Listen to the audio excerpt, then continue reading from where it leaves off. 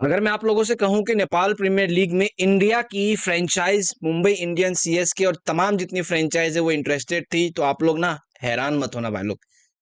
क्योंकि कल पारस रका सर ने ये खुद रिवील कर दिया कि जब एनपीएल में टीम बिडिंग की जो प्रोसेस स्टार्ट हुई, तब बड़े बड़े फ्रेंचाइज जो है उन्होंने अपना इंटरेस्ट दिखाया, जिसमें इंडिया का नाम भी शामिल है और तमाम बड़े कंट्रीज का नाम शामिल है, जिसके बारे में आप सुनना चाहते हो।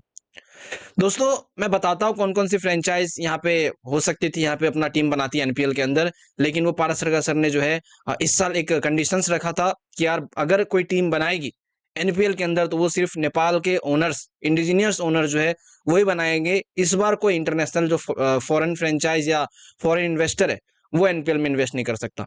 तो फटाफट मैं आपको बता देता हूँ कि क्या कहा पारस रगा सर ने। देखो गाइस, आप सबको पता है कि एनपीएल, नेपाल प्रीमियर लीग, अपने पहले सीजन में इतने बेस्ट तरीके से ग्रो हुई है ना, इतने बेस्ट तरीके से सक्सेसफुल हुई है कि आप मतलब ऐसा लग ही नहीं रहा है कि एनपीएल जो है अपना पहला सीजन होस्ट कर रहा है। ये पहले सीजन में आप देखो, आप स्टार स्पोर्ट्स जैसे बड़े ब्रॉडकास्टर को अपने पास ले आते हो।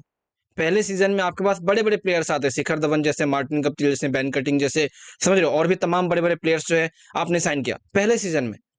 और पारस रका सर ने ये इसलिए किया क्योंकि एनपीएल को ग्रेट बनाना था, नेपाल को ग्रेट बनाना था। अगर आपने पारस रका सर का कल का इंटरव्यू सुना होगा तो उन्होंने यही बात कही है कि देखो यार, हम जो है नेपाल को, नेपाल की लीग को ये सिर्फ लोकल लेवल पे नहीं रखना चाहते, हम जो है उनको इंटरनेशनल ले जाना चाहते हैं। और स्टार स्पोर्ट्स से बड़ा प्लेटफॉर्म कोई हो ही नहीं सकता इंटरनेशनल जाने के लिए।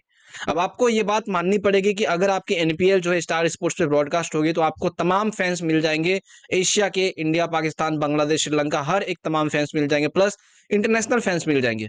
तो ओवरऑल एनपीएल जो है वो अपना ग्रेट अचीवमेंट जो है वो लेगा इस साल। और उसके बाद पारस खैरा सर ने कहा पैसे को लेके कि यार हमने जो है थोड़े बहुत यहाँ पे रेवेन्यू शेयर किए स्टार स्पोर्ट्स के साथ में, मतलब 50% का शायद मेरे हिसाब से रेवेन्यू शेयर होगा, और कुछ पैसे दिए गए हैं स्टार स्पोर्ट्स को, कुछ जो डील है वो लेने के लिए। तो ओवरऑल इन्होंने यही कहा कि एनपीएल को ग्रेट बनाना था और उसके लिए जितनी पॉसिबिलिटी हुई है हमने अपनी तरफ से किया है। तो ओवरऑल यहाँ पे ये चीज है। लेकिन फिर बाद में उन्होंने ना एक और बात कही है, जिसमें उन्होंने कही है एनपीएल में इस साल जब टीम बिल्डिंग का प्रोसेस स्टार्ट हुआ था, मतलब इस साल जब उनको उन्होंने जब टीम बिल्डिंग स्टार्ट करवाया था ना कि फ्रेंचाइज बनाया जाएगा, तो कौन कौन से ओनर्स जो इंटरेस्टेड है, तो आपको पता है कि कौन कौन से कंट्रीज से जो है वो ऑफर आए थे नेपाल को, कैन बोर्ड को। इंडिया की जितनी फ्रेंचाइज है उनमें से मैक्सिमम टू मैक्सिमम फ्रेंचाइज ने नेपाल के कैन बोर्ड को ऑफर दिया था कि हम जो है आपके यहाँ इन्वेस्ट करेंगे और हम जो है यहाँ पे टीम बनाएंगे। मतलब नाम नेपाल का ही होता, लेकिन उसमें जो इंडिया की जैसी फ्रेंचाइज है मुंबई इंडियंस, वैसे यहाँ पे आपके कुछ अलग मतलब जो है वो लिखा हुआ आता। ठीक है, जैसे आपको पता होगा मेजर लीग क्रिकेट में जो है इंडिया की बहुत सारी फ्रेंचाइज है। उसके अलावा मैं बात करूँ तो कैरेबियन प्रीमियर लीग में जो है इंडिया की फ्रेंचाइज है, साउथ अफ्रीका टी20 में इंडिया की फ्रेंचाइज है। तो वैसे ही चाहती थी कि नेपाल प्रीमियर लीग में भी इंडिया की फ्रेंचाइज, मतलब इंडिया की सिस्टर फ्रेंचाइज आप कह सकते हो, वो आ जाए। मतलब उसका नाम जो है थोड़ा बहुत आप रख दो और बाकी यहाँ पे आपका शहर का नाम होता, प्रोविंस का नाम होता, समझ रहे हो। तो इस तरीके से डील थी, लेकिन पारस खैरा सर ने जो है मना कर दिया कि पहले सीजन में हम सिर्फ नेपाल के ओनर्स को जो है यहाँ पे ये रिस्पॉन्सिबिलिटी देंगे और अपॉर्चुनिटी देंगे। उसके अलावा ऑस्ट्रेलिया से जो है आपके पास ऑफर आया था, ऑस्ट्रेलियन फ्रेंचाइज भी जो है एनपीएल में इंटरेस्टेड थी। एंड उसके अलावा बात करो द 100 जो लीग है वहां से आपके लिए ऑफर आया था कि वहां की फ्रेंचाइज जो है बनाना चाहती थी। तो ओवरऑल देखो, पहले सीजन में एनपीएल ने, नेपाल प्रीमियर लीग ने इतना इम्पैक्ट बनाया ना पूरी दुनिया में कि बड़े बड़े कंट्रीज इंटरेस्टेड थे एनपीएल में अपनी फ्रेंचाइज बनाने के लिए। लेकिन पारस सरकार सर नेपाल के लोगों को प्रायोरिटी देना चाहते थे, इसीलिए जो है उन्होंने कहा कि इस सीजन में सिर्फ और सिर्फ नेपाल की फ्रेंचाइज रहेगी और बाहर की नहीं। उन्होंने ये भी कहा कि अगले साल सीजन 2 से हो सकता है आपको फॉरेनर फ्रेंचाइज देखने को मिले, फॉरेनर इन्वेस्टर देखने को मिले, और फॉरेनर जो यहाँ पे टीमें हैं वो सॉरी फ्रेंचाइज है वो यहाँ पे अपनी फ्रेंचाइज बनाते हुए देखें एनपीएल के अंदर।